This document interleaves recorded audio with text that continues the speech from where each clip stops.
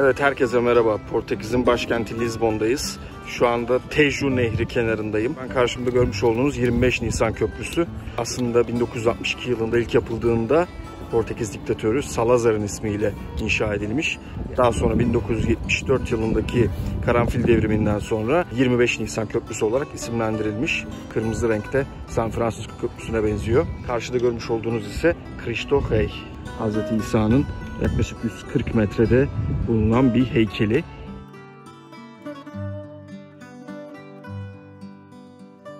Lizbon'un simge anıtlarından biri. Şimdi sağ tarafıma döndüğümde şu an hala Tejo Nehri'ni görüyorsunuz.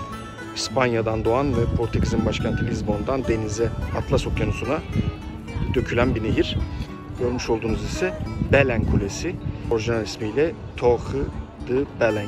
16. yüzyılın başlarında inşa edilmiş, 1514 yılında Keşifler Çağı'nın yükselişte olduğu dönemde denizcilerin buradan denize açıldığı simgesel olarak belirlenmiş bir nokta. Buna istinaden inşa edilmiş. O zamanın bütün mimari özelliklerini yansıtan bir yapı. Günümüzde de en turistik noktalardan biri.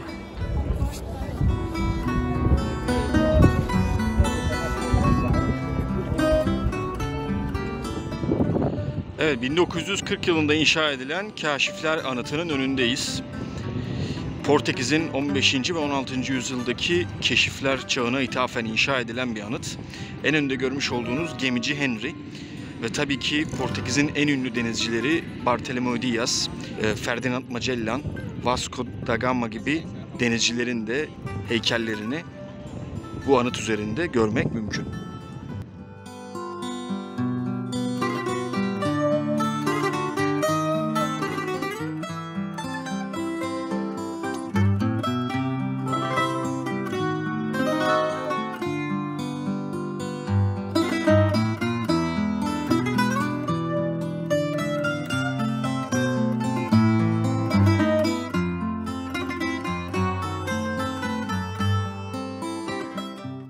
Lizbon'un en merkezi meydanlarından biri olan Praça de Comércio, yani ticaret meydanındayım. Bu meydan Lizbon için hem siyasi hem de kültürel olarak önemli bir nokta.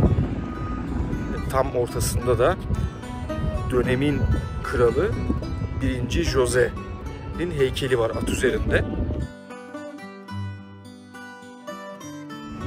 1755 Büyük Lizbon depremi Portekiz'in tarihinde önemli yer işgal eden bir olay. Atlas Okyanusu'nda Lizbon'a yaklaşık 50 kilometre mesafede fay hattının kırılmasıyla tahmini olarak 8,5 şiddetinde bir deprem meydana geliyor. Depremin ardından bir tsunami şehri vuruyor. Tabii hem depremin meydana getirdiği yıkım ve ardından tsunami'nin etkisiyle şehir yerle bir oluyor. Ancak bununla da kalmıyor ve akabinde büyük bir yangın çıkıyor. Ve şehirde neredeyse bütün yapılar, özellikle şehir merkezi tamamen yerle bir oluyor. Kral 1. José ve hanedan ailesi o gün rastlantısal olarak tesadüfen burada bulunan saraylarında değillermiş. Bundan dolayı da Lizbon depreminden sağ olarak kurtulmuşlar. Kral 1. José 1755 Lizbon depreminden sonra meydanı ve şehrin bütün yıkılan alanlarını tekrar dizayn ettirip inşa ettirmiş. Bu meydan inşa edildikten sonra birçok bakanlık yine bu görmüş olduğunuz binalarda konumlandırılmış.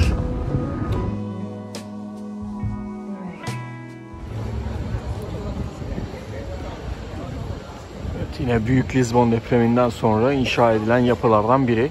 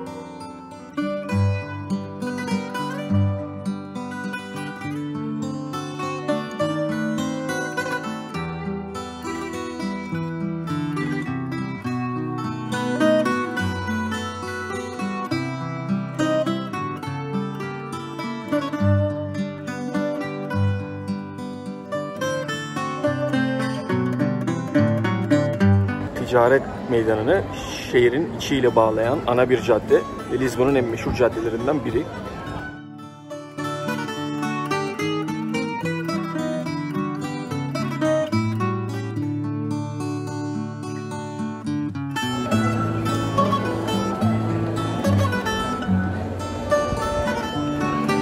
Evet, Santa Justa asansörü Lizbon'un iki mahallesini birbirine bağlıyor. 1902 yılında inşa edilmiş.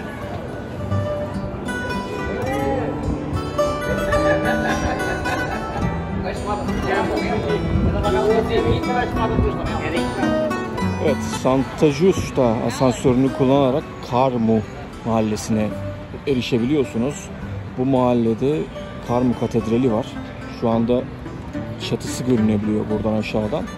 Bu katedral tabii çok eski bir yapı ve 1755 Büyük Lizbon depreminden hasarlı olarak kurtulan nadir yapılardan biri. Bugün hala kalıntıları bu şekilde mevcut. Aynı zamanda müze olarak da halka açık.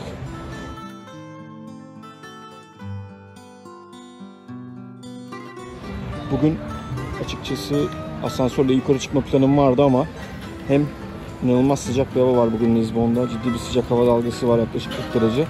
Ve gayet de uzun bir sıra var. Dolayısıyla çıkmaktan vazgeçtim.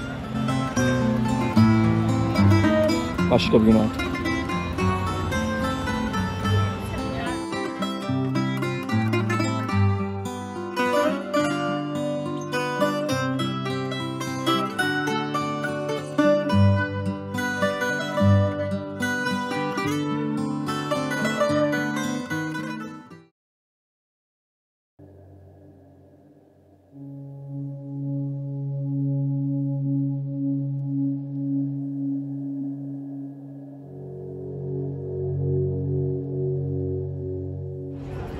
Evet, 2000 yılında inşa edilen bu anıt 1506 yılında bu meydanda yaşanan Yahudi katliamı sebebiyle burada konumlandırılmış. Katolik Kilisesi sanıyorum bunu bir özür mahiyetinde bu alanda inşa etmiş. Portekiz yaklaşık 10-15 senedir köklerinin Sefarat Yahudilerine dayandığını ispat edenlere vatandaşlık hakkı tanıyor. Bu da yine 16. yüzyıl başlarında yaşanan bu Yahudi katliamı ile ilgili bir konu. 16. yüzyılda bu bölgeden, özellikle Portekiz ve İspanya'dan Osmanlı Devleti'ne Yahudi göçü yaşanmış.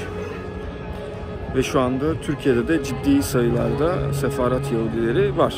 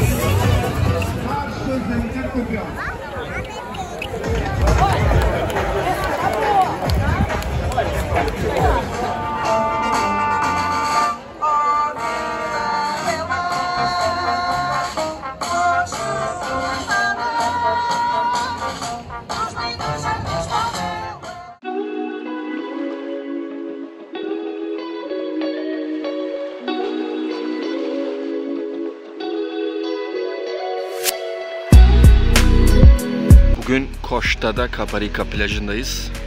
Lizbon'a yaklaşık yarım saat uzaklıkta. Gayet geniş kumsalları olan bir plaj burası. Yerel halkın gayet keyifli vakit geçirdiği bir yer. Bugün günlerden cuma, hafta içi ve çalışma saatleri içerisindeyiz. Tabi akşam muhtemelen buradaki yoğunluk artacaktır. Cumartesi, pazarda yoğunluk olacaktır. Bu da gayet normal. Çünkü şehir merkezine çok yakın bir plaj bölgesi burası. İleride görmüş olduğunuz boşluk aslında denizin çekilmesinden kaynaklanıyor. Öğleden sonra deniz suyu daha da ileri gelerek o kumsaldaki o bölgeyi kapatacak. Bu aslında günübirlik yaşanan bir gelgit olayı. Lizbon civarındaki bütün plajlarda bu olayı gözlemleyebiliyorsunuz.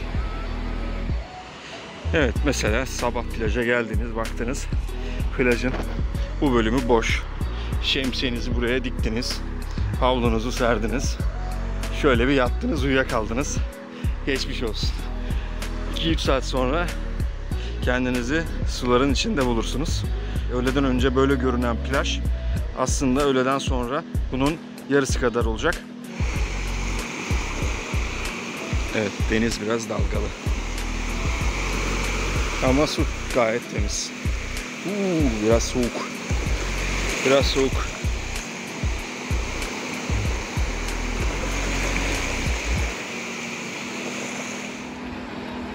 Tabii görmüş olduğunuz gayet güzel, geniş kumsal alanlar. Vakit geçirmesi de gerçekten çok keyifli.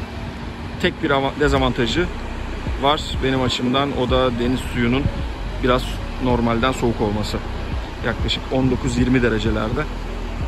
Dolayısıyla suya girmesi biraz zahmetli. Şu anda görmüş olduğunuz plaj Azenhas do Mar.